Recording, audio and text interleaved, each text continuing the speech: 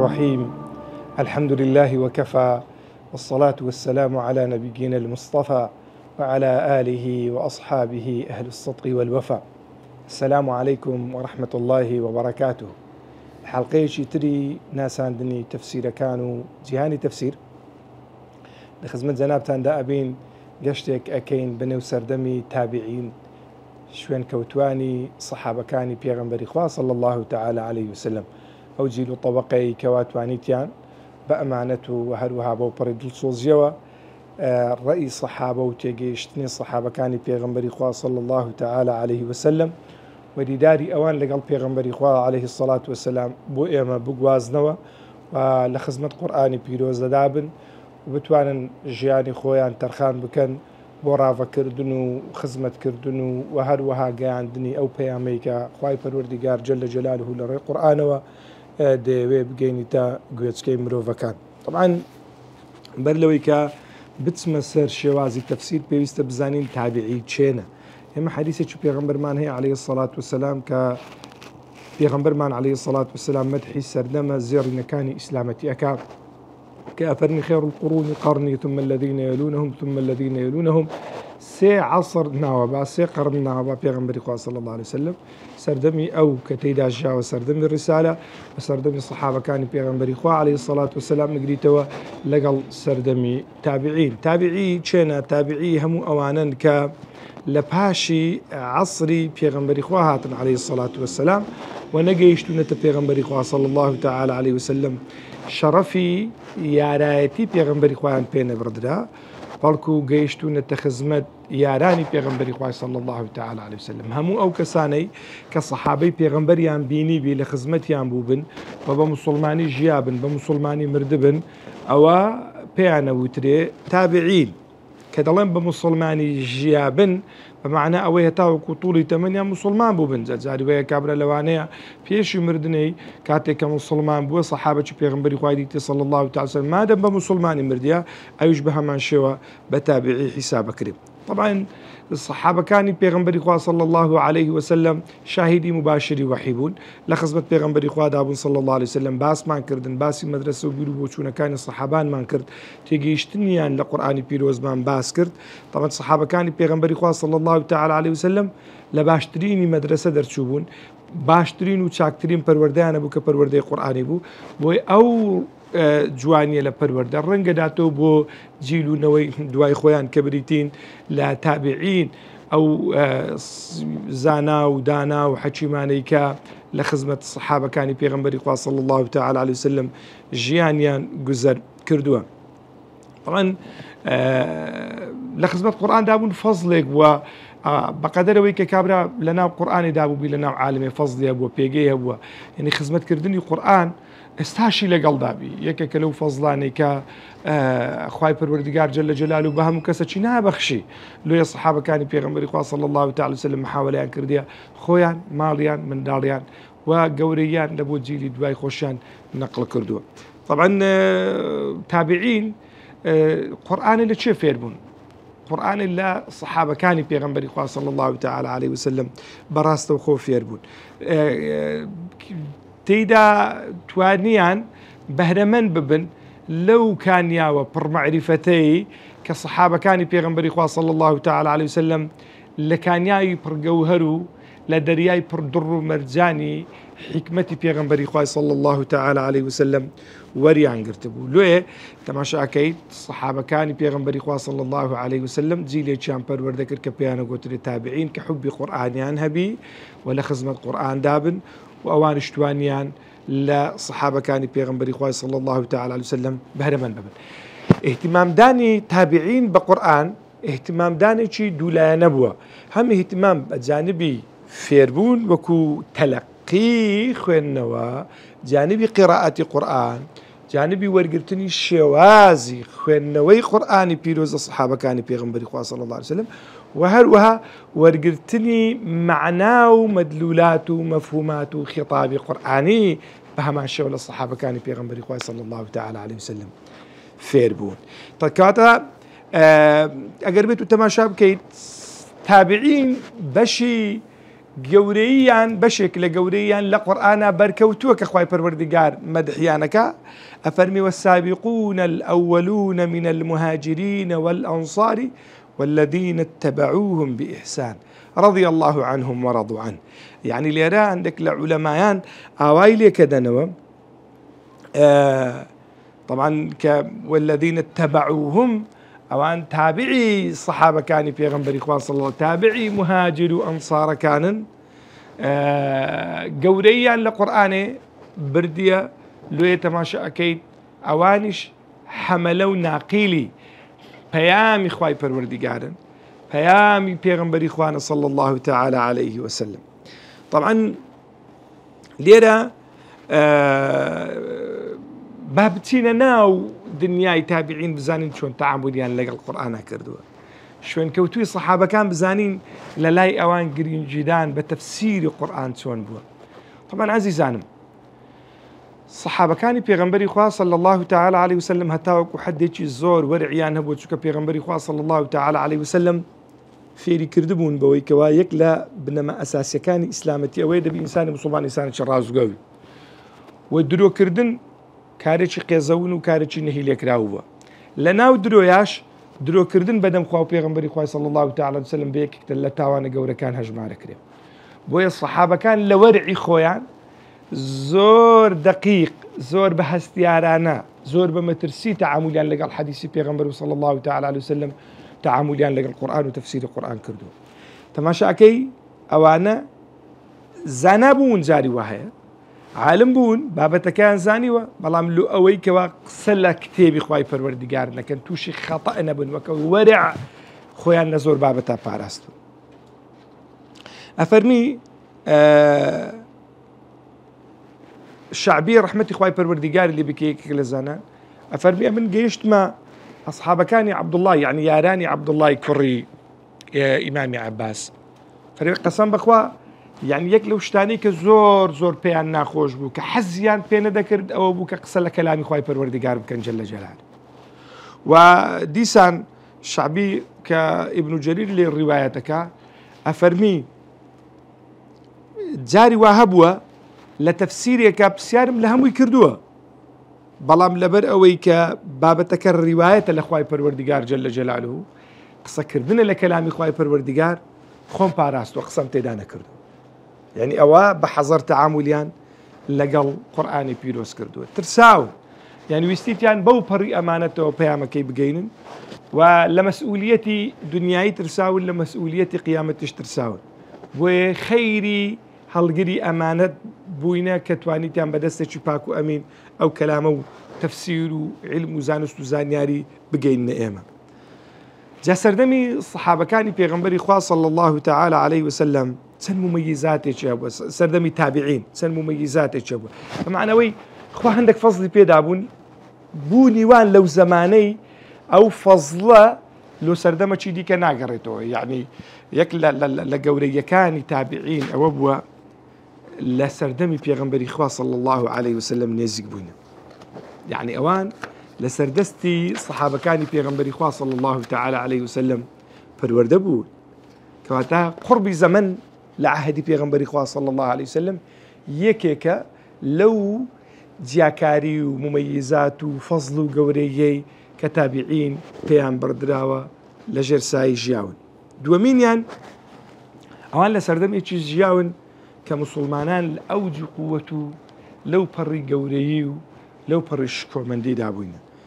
لە سەڵاتدارەکان پیاوی خواناز بوو، لە خواترز بوو، تێیدا حساب لە بۆ دەقەدیمیەکان دەکرا، بابەت و شعائیر و هەروەها دروشمە ئیسلامیەکان ڕێزیان لێ دەگیرا. سێم ئەوان لە سەردەمێکا بوون کە تێیدا سەرەتای گەڵاڵە بوونی بلوغبوونی لۆغەی عەرەبی بووە، بمعنە ئەوەی گەنگەشەکردن و پەیدابوونی شعر و ئەشعاری عەرەب و ها یعنی لۆغەی عەرەبی بە نەوعێکی اهتیمامی پێدراوە کە محاوەلەیان کردێت لەو پەڕی جوانی بەلاغی وضوح بەمعنە ڕوونی زمانەکەی ئەدا بکەن و خۆیان پاراستووە لە لەحن، خۆیان پاراستووە لە کەچی بوون، يعني بمعنى كت يعني ناشرين بوني اللغة خويا باراستو لو وشاني چووکە تازە یعنی سەردەمێکی زێڕینی ئیسلامەتی هێشتا وەکەوەی بڵێ قەومانی تر غەیری عەرەب نەهاتوونەتە نێو جیهانی ئیسلامی ببن بە باڵا دەست و لۆغەی عەرەبی ئیشکالاتی لۆ پەیدا ببێ. و یەکی دیکە لە ممەیزاتی سەردەمی تابعین کە ئەو جۆرە ممەیزاتانە ڕەنجی داوەتەوە لەسەر شێوازی تەفسیرکردنی قورئانی پیرۆز لە دیدی ئەوانە زۆربوونی دانیشتن و حەڵقەی زانست و زانیاری لەلایەن زاناکانەوە و لەبەرەوەی هێشتا عیلمی حەدیث تدوین نەکرایە، یعنی ئەسانید کەمە بابەتەکە، یعنی بەخۆتە زانی هەر کاتەچی سەنەد زۆر بوو بە طبیعەتی حال ئیشکال زۆرە بێ ئەو فلانە دەبێەوە ڕاستگۆبی بەس لەوان ڕاست کە دەیان گوت مثلا عن سالم مولى عبد الله بن عمر رضي الله عنه عن النبي صلى الله تعالى عليه وسلم، يعني ڕاستەوخۆ وچی برەی سلسلەی زەهەبی بووە تابعین لە صحابە لە پێغەمبەری خوا صلى الله تعالى عليه وسلم. ئەوە شوای کردیە علمیان زانستیان قسەکردنیان دەربارەی قورئانی پیرۆز و تەفسیرەکەی زیاتر مەوثوق بێت چونکە لۆ لە مەصدەری ئەسڵی نێزیکە. طبعا گومانی تێدا نییە بەوەی کەوا سەردەمی عەسری تابعین یەکێکە لە ئەفضەلترین و لە چاکترین و لە باشترین ئەو سەردەمانەی کە موسڵمانان تێیدا ژیاون، سەردەمێکە پێغەمبەری خوا صلی الله تعالى عليه وسلم شاهدی فەزڵ و گەورەی لە بۆ داون. بەڵام لە مقابلیشدا تەماشاکەی کۆمەڵێک ڕوودا و ڕوویداون لە سەردەمی تابعینە کە ئەوەش جێگای هەڵوەستە لە سەرکردن و هەروەها لەسەر ڕاوەستانە. یەک لەوانە گومانی تێدا نییە بەوەی کە ئەوەی لە سەردەمی تابعی ژیابن وەکو سەردەمی سەحابەی پێغەمبەری خوا نەبوون عەلەیهی السەڵات وەسەلام لە عەدالەت و لە ضەبت و هەروەها لە ئیمامەتیان لە تەفسیرە، بەڵکو دەرەجاتیان هەیە و سەحابە نەبووینە هەمویان مثلا عەدالەتیان هەبوو بی و لە هەمان کاتدا شاهدی عەسری سەردەمی پێغەمبەری خوا بوون عەلەیهی السەڵات وەسەلام. دووەمین زۆربوونی فتنە و هەروەها شەڕەکانی جەنجی ئاژاوەجێڕی لە سەردەمی ئەوانە طبعا ئەوە وای کرد بەوەی کە تەویلات و لێکدانەوەی غەڵەت لە بۆ دەقەدینیەکان لە سەردەمی ئەوان پەیدا بوو. چوارێکێک عایدی گروپی خۆ بوو لە گروپەکە محاولەیە کرد حەدیثی ضەعیف دروست بکە، محاولەیە کرد تەویلاتی خاطئ ئیستدلالی خاطئ دروست بکە. ئەمەش یەکێکە لەو ئیشکالاتانەی کە لە سەردەمی عەسری تابعینە ڕوویدا. سێم دروستبوونی ئەو فێرقە و ئەو گروپ و ئەو حەزە یعنی خۆسەپێنیی کە لە سەردەمی ئەوانە ڕوویداوە، وچی مثلا دروستبوونی خەواریج، دروستبوونی شیعە، دروستبوونی جەماعەتی قەدەری، مرجئە، معتەزیلە، ئەوە وای کرد باری تابعیان قڕستر ببێ وچی باری سەحابان نەبوو، وچی سەردەمی سەحابان نەبووە کە سەردەمێکی بێ شائیبە و بێ موشکیلە و بێ گیر و گرفت بوو بی لە ئەغلەبیەکەی. و چوارەمینیان پەیدابوونی عوجمە، یعنی بەمعنە کەچی لە زمانە، وەکەوەی ئەڵێ تێکەڵاوبوونی زمانی عەرەبی لەگەڵ زمانەکانی ترە وای کردبوو بەوەی کە کۆمەڵێک کوشە بێنێتە ناو لۆغی عەرەبی پێویستی بە تەوضیح و پێویستی بە دواداگەڕان و زمانی عەرەبی کەچ دەبی، زمانی عەرەبی هیلاک دەبی، پێویستی بە قەواعیدێکە کە ئەبێت تەعامولی لەگەڵ بکرێ.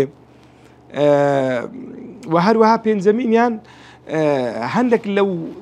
حبر و لەو ئاخوندانەی کە مەتەلەن گەورە پیاوانی جوولەکە کە موسڵمان دەبوون دەهاتن هێندێک لە ڕیوایەتی کتێبی مقەدەسیان دەهێنا دووبارەیان دەکردەوە. ئەوەش بارێکی دیکەی لە بۆ تابعینیان دروست کردبوو کە ئەبێ بە دوای ڕاستی و دروستی ئەم دەقانەدا بگەڕێن هەتاوەکو چەند دروستن و هەتاوەکو چەند لەگەڵ مەبادی و هەروەها لەگەڵ یاسا گشتەکانی ئیسلامەتی یەکدەگرنەوە و دەگونجێن. و شەشەمینیان زۆربوونی ئەو کەسانەی کە وەکەوەی دەڵێ وتاربێژەکان بەناو داعیە مزەوەرەکان زڕداعی ئەگەر یعنی مستەلەحەکە تەواو بی، ئەوانەی کە چیرۆکە ئاجێڕن و چیرۆ خوان و بەدوای پارە و بەدوای مرتەزەقا قسەی مەتەلەن زمانی لووز، بەڵام چیرۆکی بێسەر و بەر، چیرۆکی غەریب غەریب، ئاماژەکردن لە بۆ ئەقوالی شادری، ئەوە شێکێک بووە لەو سەبەبانەی كسردمي تابعين قرستر بي لسردمي صحابة كان في غنبري خوا بنسبة خوينوي دقة دينيا كان چونك أبي حذري زياترو وهروها فلتري زياترو وهروها بير لدروس كردنو شوازي تدوين كردني كوملا ياساك لبو تعامل كردن لقل دقة كان أبي بكريتو حفتمين يعني فيدابوني سرو كرتا كردن يعني هبو غلويا كرد لهندك بابتا لترسيوي كتوشي هندك بابتا نبي أجبو لبروي انفتاح هبو ورانكاري هبو بحسب زمان ومكان كابره هبو وكوي برفقه تنازلاتي هبو وشال عن ريك يعني بابتك بشتيلي كرديتو او جائزة مشتك جائزة بس لو خاطري وي لقل ظروفك بروا او لبيني هردو كاشل جيري وتنجيري واي كردبو بوي كوا باري تابعين باري سردمي او زاناني كلو سردم جاون قرستر بي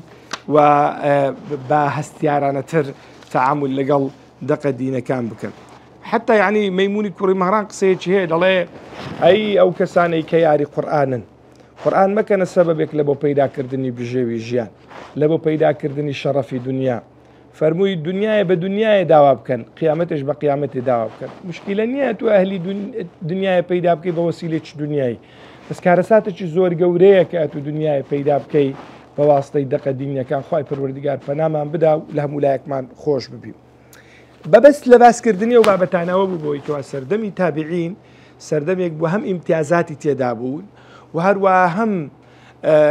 مشاكلي شي تيدابوا لو يتماشى اكيد تابعين اهتماميا زيادة الصحابة كان بيغمبري خواه صلى الله تعالى عليه وسلم بتفسير بشوازة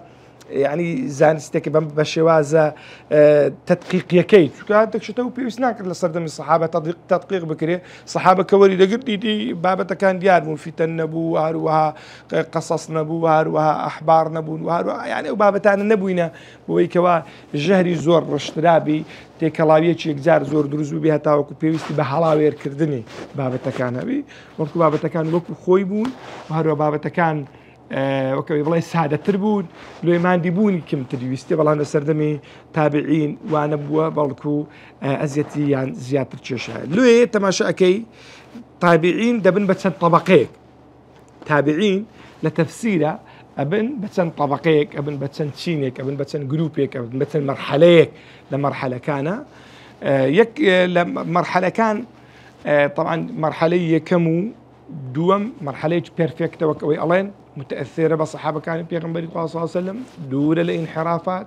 دور الروايات كردن اشتي ضعيف بلا مرحلة سيم وشوارة من إشكالات تيرادة كوي وأو كسيك بدواي تفسير أكوي أبي زور أقدار بي أو طبقات أنا بناسي لو خاطري أو دقاني كأتو لتفسيرها وري أجري بزاني كاما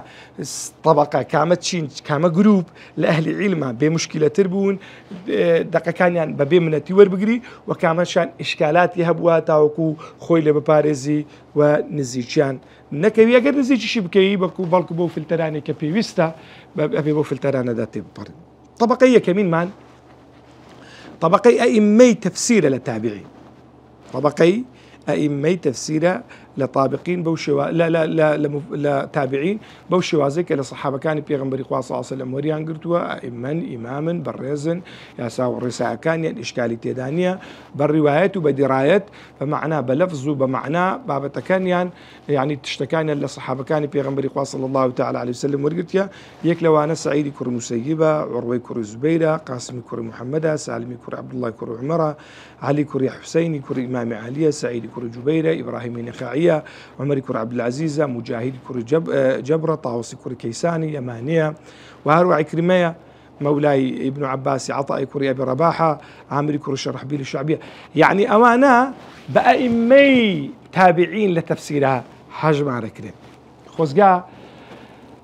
يعني كدلهم خوزقا يتر هرتسن داري خوزقاي بيبرة بلام واب وايك همو قسكانيان تومار بكرابانا هيست قسكانيان نفو تابان ياخد خواجه زي اوان بداتو كقسكاني اوان اللي بو منقل كردن بس تو بلاي دبي چند قسي او زانا دانا برزانها بي استا لانه مكتبه كان كوتبي پێویستی بە جوهدی گەورە هەبی، پێویستی بە گەنجی مسلمان هەبی لە جیاتی خۆی بە دنیای و بە موبایل و بە خلافاتی ئەولا مەشغوڵ بک بچی بە دوای مەکتەبەکان دابگەڕێ ئەو مەختوط و ئەو کەنزە ئەو دڕ و یاقوتانەی کە لە نێو مەکتەب و ڕەفەی مەکتەبەکانە کەوتۆ بینی وەکو خێرەی قیامەتی و هەروەکو گەورەیەک لە بۆ ئومەتی ئیسلامی بینی بە خەڵکیدا شادی بکاتەوە. طبقەی دووەمین طبقەی پێی دەوترێ نەقلکارانی تەفسیر، ثقاتە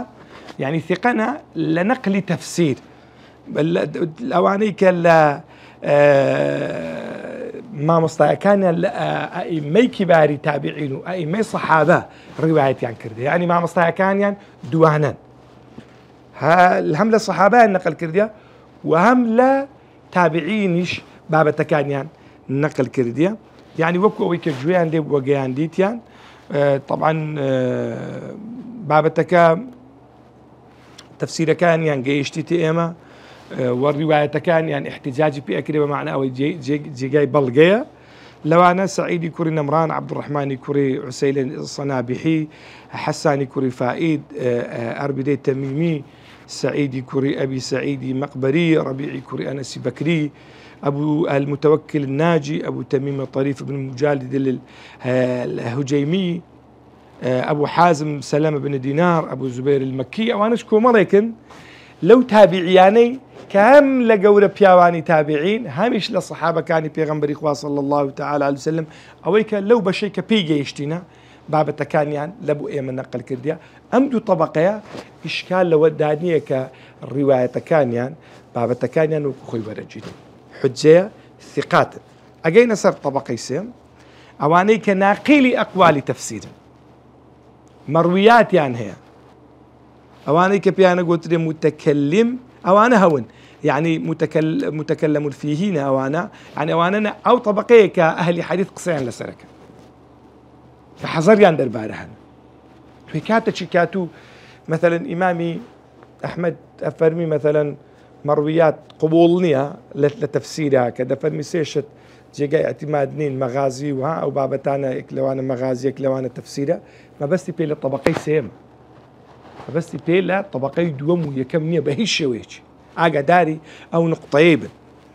طبعا لبرتشيه لبروي زور غلطة ويا للروايات وكابرها أبو إرسالها أبو مجاهيل يعني ناديار شخصياته كان يعني الروايات كان يعني مخالفي الروايات هندك لزاناني ثقاته ويعني تدليسي تيدايا ويعني مثلا الرواية كان لكسر كردكي اعتماد نادر تسر روايتكي بلا عندك أول شيء يعني عندك تجواني أنا كنت بتصير هيك عليك هي لبيني يعني جواني ولبيني ضعيفية لو إن بمطلقي رفز أكرينوا إن بمطلقي شو رجيدا بركو حذرها باش وازا شي هستيارانا تعامل لقل بابتك كري لو أنا حارثي كوري عبد الله همداني بيقو تري حارثي أعور شهري كوري حوشب عطية كوري سعد العوفي أوانا سدي كبير بلام همو يعني يقدر زنين لضعيفي أوانا هيانا بقوة ترى لهندك بلام بعام قصيان لسرة وأبي بفلتريش بقوة بحذر تعامليان لقلب كري الحمد لله يستاهل أخوي بزياد بي لبروي إما لسردمي بذكاء اصطناعي أجين براستي يعني جمع كردني هم آراء كان زور آسانة يعني بآسانية دتواني أويك زانيان قصيان لسر كردية دتواني بلا فلان كسا زانيان فلان وفلان وفلان قصيان لسر كردية روايتكي ورنا جيلة فلان وفلان وفلانش روايتكي ورد جيلة طبقي شوارمين من للطبقي تابعين طبعا طبقي ضعفاء في أقتري طبقي ضعفاء النقلة يعني وانيك لنقل كردنا بضعيف حساب كراوي لبروي زوري الرواية كان يعني ناديارة بمعنى خطأي زورة للرواية وتداهي مثلا لو خوي ممكن يعني عيبين بو بلام ناكري بيت بلغا لبروي زور غلط للروايات يا هنا بلام هموشان ليقدر جنين بلام بأغلب وايا تحفظات نص الرواية كان يعني كري كلو أنا أبو صالح مولاي أم هانئية علي كوري زيدي كوري جدعان أباني كوري أبي عياش، يزيدي كوري أباني رقاشي، عبد الله كوري يزيدي دالاني، أبو هاروني عبيدي. طبعا أنا أغلب كيان روايتك كيان رفض ذكري أغلب كيان شي جواني الرين بيها بلام لدواي تدقيقك أتواندري استفادة لأنك أرأيك المكرية وانيك تأكيد بي بويكوا بابتك كيان سلامته لو إشكالاتاني كأهل حديث بإشكال دادن اللي ورقرتني الروايات. طبعا دينا سر بابتك شي ديك أهل حديث كفيري حديث أهل تابعين كفيري تفسير بول يعني طريق يعني للشواذ يعني لو ورقرتني تفسيرها كوبوا تند الشواذ كان هبويك لو أنا لما تجليسي صحابة راسته وخو عماد بوين يعني حاضر بوين يعني لما تجليسي ورقرتني أهل علم برد وعم يجبوينا يك لو أنا مثلا بس ما كرد كمسروق عليه عبد الله كوري إمامي عباس رحمة إخوائي بالوردقار اللي بي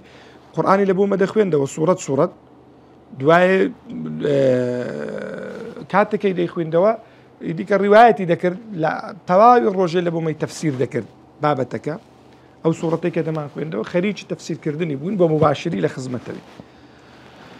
وطريقي دوام طريقي عرض وسؤال يعني بابتك السؤال ذكره جواب دراية تابعي قرآني دخوين ولا صار صحابي شو بسياري ده عندك آية اللي أكل ويكباس ماكر مجاهد الله سيجار همو قرآنم لبو إمامي عباس عبد الله يكون عباس خوين دوتوا لهر آية الشكا جيشتم بسيارم دربارة كردوا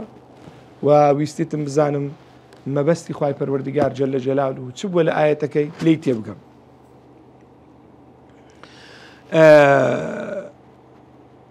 طريقي سيمي طريقي كتابته طريقي التقييد بمعنى إنه يسينوو وهروها تومار كردن أويك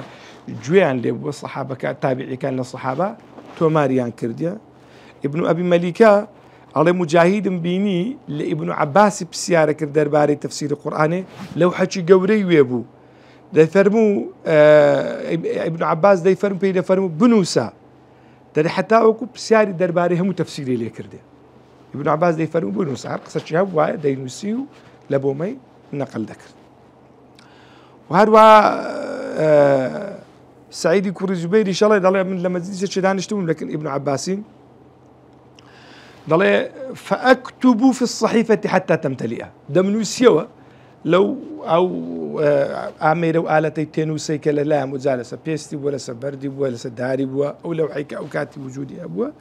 فالمحتوى كبربو هر خارج نوسينهم كاتيك لطريقة كان ورقرتني تابعين لبو